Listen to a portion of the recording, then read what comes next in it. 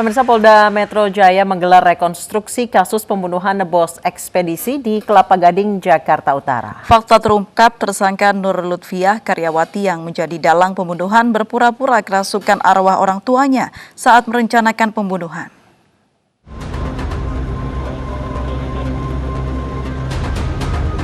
Treskrimum Polda Metro Jaya menggelar rekonstruksi pembunuhan bos ekspedisi pelayaran yang terjadi di kawasan Ruko Kelapa Gading, Jakarta Utara, Kamis 13 Agustus lalu. Dalam rekonstruksi tersebut, 44 adegan diperagakan oleh 10 tersangka di halaman gedung Resmo Polda Metro Jaya Selasa pagi. Para tersangka memperagakan mulai dari rencana pembunuhan, pembelian senjata, hingga penyerahan uang. Dalam rekonstruksi ini juga terungkap Nur Lutfiah yang merupakan otak pembunuhan bosnya berpura-pura kerasukan arwah orang tuanya untuk meminta bantuan tersangka lain untuk membunuh bosnya sendiri. Mulai dari si otak ya pelakunya di sini NL ini, bagaimana dia mengeluh kepada suami sirinya ya, mulai sejak dari tanggal 20 Maret yang lalu ya, dengan alasan-alasan motifnya dia kenapa sakit hati dengan si korban, juga merasa akan dilapor ke kantor polisi masalah penggelapan pajak yang dilakukan oleh yang dituduhkan kepada NL ini. Terus sampai dia merencanakan mengumpulkan teman-teman semua, itu ada 20 adegan. Selain di halaman Resmo Polda Metro Jaya, rekonstruksi dilanjutkan dengan adegan penembakan di TKP Ruko Kelapa Gading, Jakarta Utara. Sebelumnya pada 13 Agustus lalu, pengusaha ekspedisi pelayaran ditemukan tewas dengan luka tembak di Komplek Ruko Royal Gading Square. Korban ditemukan tewas tergeletak dengan luka tembak di punggung serta kepala. Korban adalah Sugianto, pengusaha yang bergerak di bidang pelayaran. Dari hasil olah tempat kejadian perkara diketahui bahwa penembakan atau asal peluru datang dari arah belakang korban. Peristiwa penembakan itu terjadi saat korban ingin pulang ke rumahnya yang tidak jauh dari lokasi kejadian untuk makan siang. Karena letak kantor dengan rumah korban tidak jauh, korban biasa berjalan kaki. Saat korban baru berjalan sekitar 50 meter dari kantor, tiba-tiba datang orang tak dikenal langsung menembak korban sebanyak 5 kali. Korban tewas di tempat dan pelaku kabur menggunakan sepeda motor bersama rekan yang sudah menunggu di lokasi kejadian. Polisi saat ini telah menangkap 12 tersangka, termasuk otak pembunuhan dan eksekutor dalam kasus penembakan tersebut. 12 orang telah ditetapkan sebagai tersangka dalam kasus pembunuhan bos ekspedisi pelayaran di Kelapa Gading, Jakarta Utara. Motif pembunuhan terungkap lantaran pelaku yang merupakan karyawan korban mengaku sakit hati dan takut dilaporkan karena menggelapkan uang pajak perusahaan.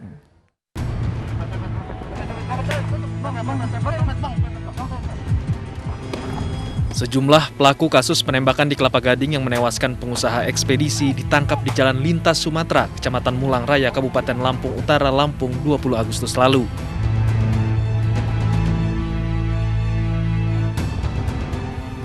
Usai meringkus para pelaku, polisi mencari senjata yang digunakan untuk menghabisi korban. Rumah salah satu pelaku digeledah. Terungkap otak pembunuhan bos ekspedisi di Kelapa Gading merupakan karyawannya yang sakit hati terhadap korban dan takut dilaporkan karena ia menggelapkan uang pajak perusahaan. Yang bersangkutan ini sering dimarahin oleh pelaku, oleh korban, saya ulangi. Dan yang kedua, memang ada beberapa pernyataan dari korban yang dianggap melecehkan selama ini. Yang kedua, yang bersangkutan ada rasa ketakutan karena yang bersangkutan, pajak-pajak ini rupanya tidak semuanya disetorkan ke kantor pajak, tetapi di situ ada indikasi menggelapkan uang tersebut, sehingga ada beberapa kali teguran. Polisi telah menetapkan 12 tersangka dalam kasus ini dengan perannya masing-masing. Nur Lutfiah yang merupakan otak pembunuhan sekaligus karyawan di perusahaan korban bersama dengan suaminya, Ruhiman, menyusun rencana pembunuhan. Kemudian keduanya juga mengundang Dedi Wahyudi, Raden Sarmada, dan Rosidi untuk merencanakan pembunuhan Sugianto, pengusaha ekspedisi pelayaran. Setelah menyusun rencana selama 2 bulan, mereka memanggil Diki Mahfud yang berperan sebagai eksekutor. Ia merupakan murid dari orang tua Nur Lutfiah yang merupakan otak pembunuhan. Diki bersama Syahrul kemudian mengeksekusi korban dan kabur menggunakan motor. Dari hasil pengembangan, pelaku mendapatkan senjata api dari seseorang bernama Toto Haryanto melalui perantara Suprayitno. yang kemudian diantarkan kepada pelaku oleh tersangka lainnya yaitu Sodikin dan Muhammad Rifai. Sebelum eksekusi, Diki Mahfud, pelaku penembakan yang belum pernah menggunakan senjata api, diajarkan oleh tersangka Arbain.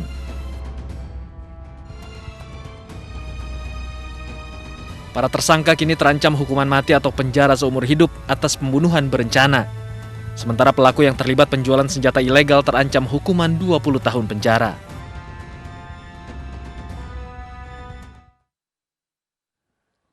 Pemirsa, petugas menggagalkan upaya penyelundupan ribuan pil koplo ke dalam lembaga pemasyarakatan kelas 2B Jombang, Jawa Timur. Pelaku memasukkan ribuan butir narkoba ke dalam buah salak.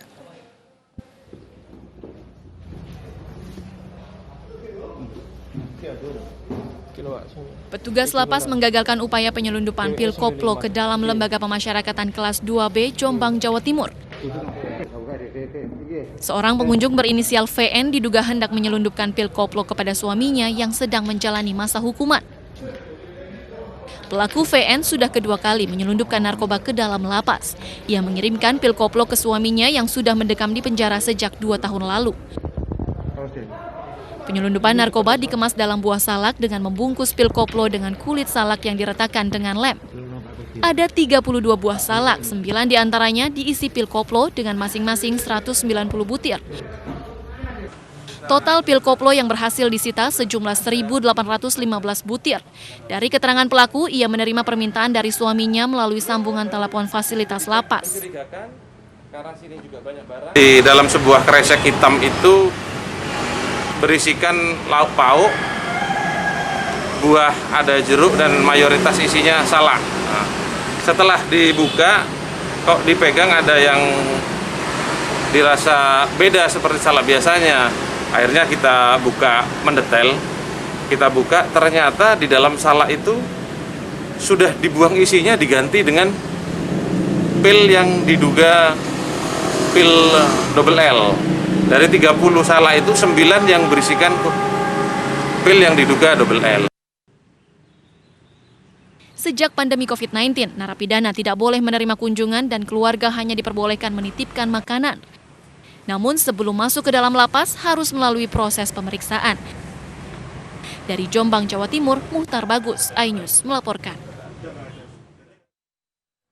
Sebelumnya, Badan Narkotika Nasional mengungkap peredaran narkoba berkedok logistik pangan.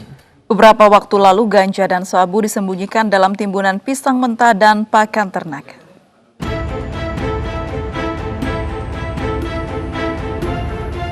Pengiriman narkoba berkedok logistik pangan terjadi di daerah Bekasi dan Tangerang. Lebih dari 400 kg ganja disita dari sebuah truk yang membawa pisang mentah di Bekasi, Jawa Barat.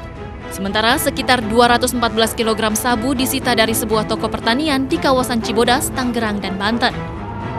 Pada penggerebekan di Bekasi, Jawa Barat 10 Agustus lalu, petugas Badan Narkotika Nasional menangkap sopir dan kernet truk yang membawa belasan karung berisi ganja kering. Ganja disimpan di bawah susunan papan lantai dasar truk yang ditimbun pisang mentah. Pengendali jaringan pengiriman ganja ini juga diburu dan ditangkap. Sementara penggerebekan sabu pada 28 Juli lalu di sebuah toko pertanian di Cibodas, Tangerang, Banten saat sedang bongkar muat truk. Petugas menemukan 200 bungkus plastik berisi sabu yang disebar dalam 50 kantong plastik berisi jagung. Total sabu yang disita seberat 214 kg. Ada 5 tersangka dalam 2 kasus ini dan seluruhnya akan dijerat Undang-Undang Nomor 35 Tahun 2009 tentang narkotika. Tim Liputan iNews melaporkan.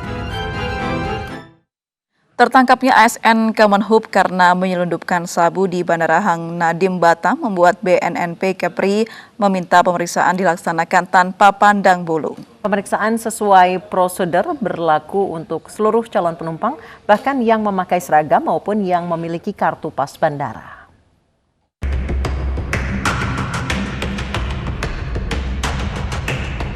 Rano Dwi Putra oknum ASN Kemenhub golongan 2C yang berdinas di Otoritas Bandara Ngurah Rai Bali bersama Maulida teman wanitanya masih diperiksa usai menyelundupkan 3,90 kg sabu di Bandara Hang Nadiem Batam.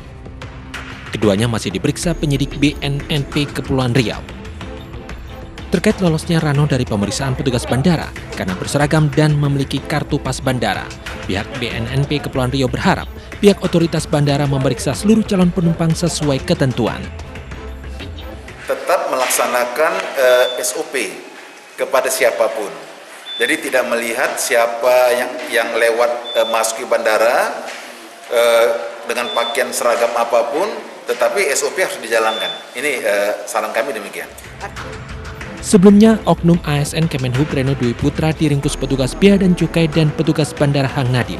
Petugas menemukan 3 kg sabu yang disimpan di bagian pinggang dan paha.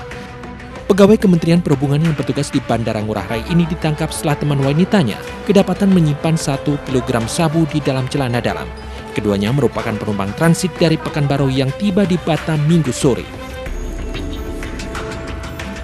Secara ilegal, yaitu dengan modus body stripping atau dilekatkan di tubuhnya. Jumlah total barang berapa, Bang? Total barangnya mencapai 3.090 gram jenis sabu-sabu. Barangnya dari mana, Bang? Barangnya berdasarkan informasi awal dari wawancara, mereka mengatakan bahwa mengambil barang tersebut di Pekanbaru, kemudian berangkat ke Batam, dan akan tujuan akhirnya adalah Surabaya. Rano mengakui sudah 3 kali meloloskan sabu dari Pekanbaru menuju Surabaya. Seragam dan kartu identitas serta kartu bebas masuk bandara jadi modalnya melenggang masuk pesawat tanpa pemeriksaan. Dalam penyeludupan sebelumnya, Rano membawa sendiri barang haram yang diakuinya milik Kadek Joko, seorang bandar narkoba besar di Bali yang saat ini mendekam di Lapas Kerobokan Bali. Keduanya terancam hukuman mati karena melanggar Undang-Undang Nomor 35 Tahun 2009 tentang narkotika. Dari Batam, Kepulauan Riau, Gusti Yenosa, iNews melaporkan. Pemirsa, hari ini gelombang penolakan RUU Omnibus Law Cipta Kerja terjadi di sejumlah daerah. Kelompok buruh dari Banten konvoi menuju gedung DPR RI. Sementara di Surabaya, demonstran memaksa buruh yang sedang bekerja untuk ikut demo hingga berujung keributan. Kelompok buruh dari Konfederasi Serikat Pekerja Seluruh Indonesia atau KSPSI Banten konvoi menuju gedung DPR RI Jakarta untuk bergabung dengan demonstran lain. Sepanjang jalan, perwakilan demonstran berorasi menyampaikan penolakan kepada pasal-pasal yang dinilai merugikan buruh dalam RUU Omnibus Law Cipta Kerja. Serikat Buruh seluruh Indonesia turun aksi ke jalan dengan tujuan satu, bahwa kita minta supaya RUU Omnibus Law klaster ketenagakerjaan itu dicabut. Karena kita tahu bahwa isi dari klaster ketenagakerjaan itu adalah mendegradasi mendegradasi kesejahteraan dari serikat pekerja atau dari anggota kita, seperti itu. Sementara itu di kawasan industri Rungkut, Sier, Surabaya, Jawa Timur, kelompok buruh yang berunjuk rasa memaksa buruh-buruh yang sedang bekerja ikut berdemo. Aksi brutal sekelompok demonstran buruh ini berhasil dicegah polisi agar tidak meluas. Keributan terjadi antara serikat buruh dengan staf dan petugas keamanan yang tidak mengizinkan pegawainya ikut unjuk rasa. Bahkan sejumlah demonstran sempat menganiaya pegawai perusahaan dan merusak sejumlah fasilitas. Kita cuma minta perwakilan. Unjuk rasa menolak RUU Omnibus Law Ciptaker juga digelar di Medan, Sumatera Utara. Ratusan buruh dari berbagai serikat berunjuk rasa di depan kantor DPRD Sumatera Utara. Namun demo yang digelar di tengah pandemi corona, ada sejumlah buruh yang melanggar protokol kesehatan dengan tidak memakai masker. Sementara di ibu kota, unjuk rasa menolak Omnibus Law digelar di sekitar gedung DPR Senayan. Dan untuk mengetahui kondisi terbaru di sana, sudah ada rekan kami, Baby Kristami. Ya, Baby, apakah hingga saat ini buruh dan mahasiswa masih berunjuk rasa di depan gedung DPR? Selamat sore Anissa April dan juga pemirsa. Aksi demo depan gedung DPR di Jalan Gatot Subroto dilakukan oleh elemen mahasiswa se-Jabodetabek yang didominasi oleh Universitas Muhammadiyah Jakarta. Ini baru saja dibubarkan oleh aparat kepolisian. Dan tadi kami juga melihat adanya aksi bakar ban, lalu juga penyampaian orasi kekecewaan mengenai pembahasan Omnibus Law RUU Cipta Kerja ini yang dilaksanakan cukup lama sejak awal tahun 2020. Ini belum juga rampung hingga saat ini dan menuai kritikan yang sudah banyak dari berbagai elemen masyarakat. Dan dapat dilihat pula di layar kaca Anda pemirsa, saat ini lalu lintas di Jalan Gatot Subroto sudah kembali dibuka. Jika tadi siang sejak pukul 11 siang sampai dengan jam setengah 5 sore tadi ini ditutup Jalan Gatot Subroto karena dilakukannya aksi demo oleh buruh dan juga elemen mahasiswa, namun pada sore hari ini sudah kembali dibuka dan dapat dilihat pantauan arus lalu lintas di Jalan Gatot Subroto ini terpantau cukup padat merayap. Dan juga aparat kepolisian sudah mulai menjaga atau mengatur lalu lintas kembali di Jalan Gatot Subroto. Dan kami juga perlu informasikan pada sebelumnya ini dilakukan aksi demo oleh ribuan buruh sejak pukul 11 siang tadi dan berakhir di pukul setengah 3 sore setelah Wakil DPR Suki Dasko ini menemui masa aksi dan juga ikut berorasi mengenai tolak Omnibus Law RUU Cipta Kerja. Kami juga dapat menginformasikan bahwa setiap berbagai elemen masyarakat ini mengkhawatirkan beberapa pasal yang kontroversial dalam penerapan Omnibus Law RUU Cipta Kerja. Diantaranya adalah bahwa buruh mengkhawatirkan jika dilakukan upah per jam ini, jika ada buruh yang total kerjanya di bawah 40 jam per bulan, maka upah yang diterima per bulannya ini akan ada di bawah UMKM. Selain upah, juga buruh mengkhawatirkan adanya pasal sapu jagat ini menjadikan celah untuk TKA atau tenaga kerja asing untuk lebih mudah memasuki pasar kerja Indonesia. Selain itu, para buruh juga mengkhawatirkan adanya penghilangan pidana untuk perusahaan yang tidak memenuhi tanggung jawabnya kepada buruh yang bekerja dalam perusahaan itu. Karena berbicara mengenai data yang sudah ada, ini demo di depan gedung DPR mengenai tolak Omnibus Law sudah dilakukan berulang kali.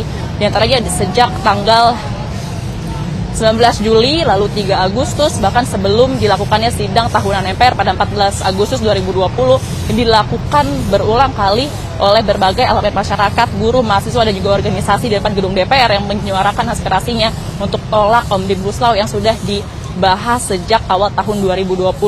Dari interval 8 bulan ini, pembahasan mengenai tolak RUU Cipta Kerja ini sudah menuai banyak kritik. Kembali ke Anda, Anissa April. Baik, terima kasih Baby Kristami melaporkan langsung dari depan gedung DPR RI Jakarta. Selamat bertugas kembali, Baby.